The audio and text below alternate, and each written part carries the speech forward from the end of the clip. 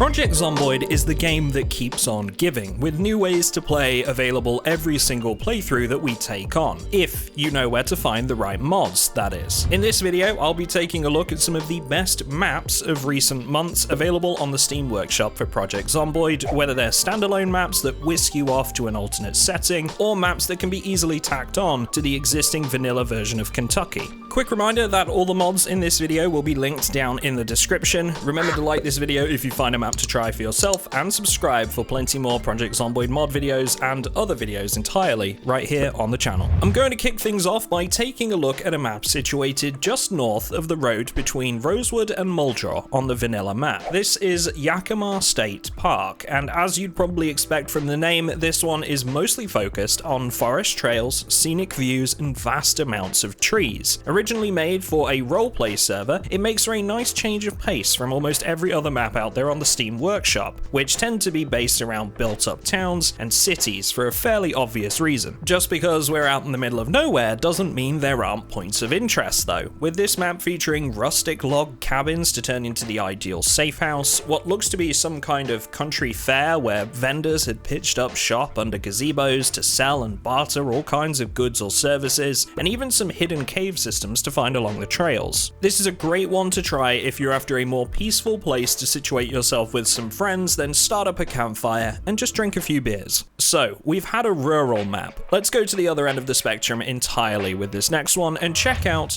Oakshire. This map is right alongside the Ohio River on the U-bend between Riverside and West Point. To say this is the absolute opposite from the last map would be the best way to describe this one, offering a true city streets experience for any survivor brave enough to take it on. As such, you'll find tall, multi-story buildings, apartment blocks, hospitals, and just about anything else you'd expect to find in places like Louisville or Raven Creek if you needed something to compare it to. You can expect high zombie population numbers in this area, as you'd probably expect, and whilst it is a built-up area with cramped residential housing and tight back alleys to navigate, it does have some less busy areas on the outskirts that could offer some safe house opportunities for the right owners in the form of some lakeside cabins, for example. What's nice about this map too is that you won't need any tile packs to get this one going, which means it uses entirely vanilla assets, and as such, it fits into the usual aesthetic for Project Zomboid. One thing to note with this map though is that there's been multiple reports of loot respawns not working, so if you're thinking about playing this one on a multiplayer server with respawn enabled, it may not be suitable for your needs and would be best played in a smaller group or in single player with loot respawns off. Okay, so we've had a couple of maps so far that attach to the vanilla Kentucky map. For this next one, we're going to change that up a bit and take a bit of a soiree into the world of State of Decay, specifically to the rural country climes of Meager Valley. Now, I wanted to highlight this one because I'm sure at least some of you have played State of Decay before, and if that's the case, like me, you'll probably find this a really cool nostalgia trip as you compare points of interest from this map to the original sites you'd find in the original game itself. It's not the biggest standalone map in the world, but then to be fair, that's completely out of the modder's control with this particular map on account of it being a replication of something that already exists. That said, it plays pretty well and fits nicely into the Project Zomboid setting. The nice thing about this map as well is that State of Decay was heavily based on creating your own settlements with other survivors, with several locations around the map that were built to act as a base of operations, which means there's plenty of great safe house opportunities for people that like to take on larger projects when translated into Project Zomboid. It might not give you the longest playthrough in the world, but it's a nice trip down memory lane as you wander through the valley, checking out all the settlement locations you remember from State of Decay.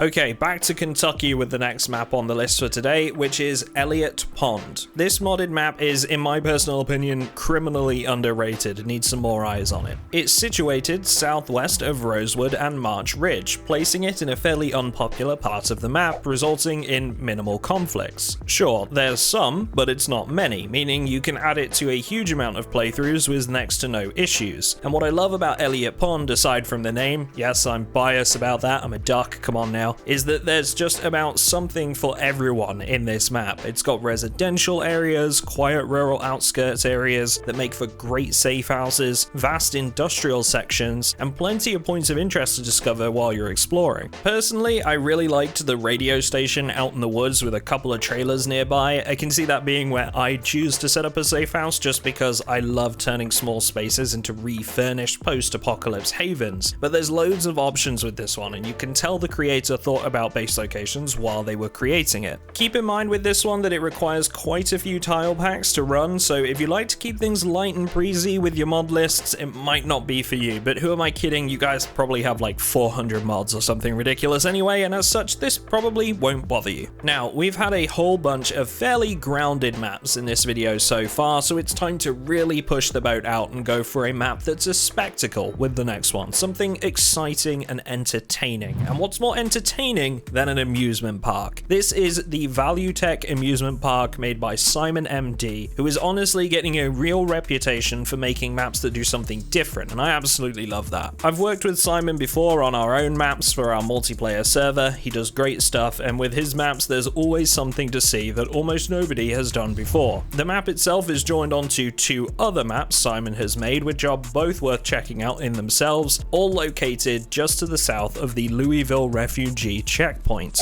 You walk around this map and you're going to constantly find yourself saying things like, oh, that's cool, and hey, look at that, which is just a really pleasant experience. From vast winding roller coasters to flying saucer rides and a towering Ferris wheel, this map just makes for a really cool point of interest that constantly gives you new experiences as you make your way through it. Keep in mind though, it's not going to be a walk in the park. Well, it is an amusement park, but my point here is there's a lot of zombies, so be ready for that when you decide to head out to this one in your own playthroughs. So our last map for today's video is known as Crow Lake, which is a pretty small map as far as things go, but hopefully it'll become apparent here in a minute as to why I wanted to highlight it despite that. Crow Lake is based directly west of Rosewood, occupying an otherwise empty area of the vanilla map. For me, this map perfectly encapsulates the rural country town vibe. Some of the buildings that the modder has made look very distinct and unique. There's some great safe house opportunities available, and whilst it isn't a map that covers a large surface area, it's a map that's large in heart, with a high amount of detail going into each of the structures that have been specifically made for the map.